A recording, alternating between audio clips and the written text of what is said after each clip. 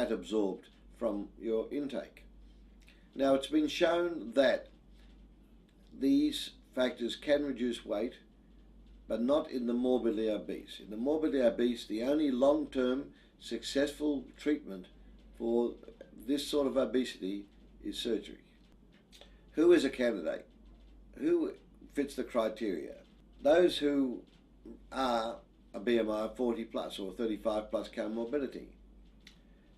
There will be no obvious other cause like endocrine cause of obesity, that you're an acceptable operative risk. There are no other factors, and psychological risk, that there are no psychological factors that would reduce your chances of success after surgery. The absence of drug or alcohol problem. After we evaluate you, and this is a team effort, essentially we are a support system. There are no miracle cures, and in our support system we have a surgeon, we have dietitians, exercise people, and a psychologist or psychiatrist, and we assess you prior to agreeing to go ahead with the procedure. And you do have to realize that this is a support that is ongoing, and you need follow-up. It's a very important part of success. Surgery is divided into two different procedures, or three different procedures. First of all, there are the restrictive procedures, those that say, hey, we only need a little bit of food to survive. These such as things as gastric stapling, which we used to do a lot of, but not anymore.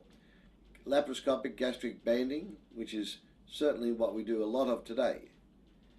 There are malabsorptive operations, such as bypass procedures, that don't allow, you can eat, but don't allow the food to be absorbed.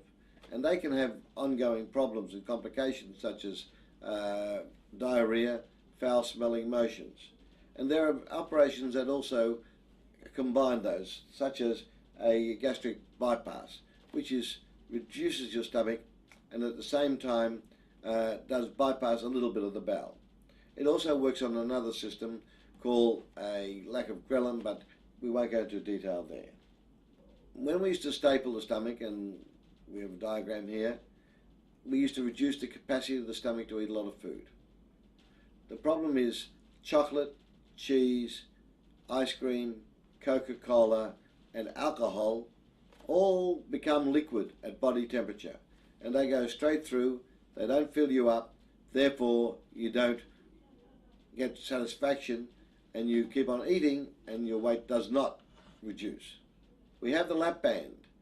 There are a number of advantages of the lap band, and I'm going to show you a little model here that demonstrates what the lap band is like. The lap band is a band which has got a balloon on the inside. The thing about that is that we can put it through keyhole surgery around your stomach, just like this. You eat a little bit, you feel full. Eat too much, we tighten the band.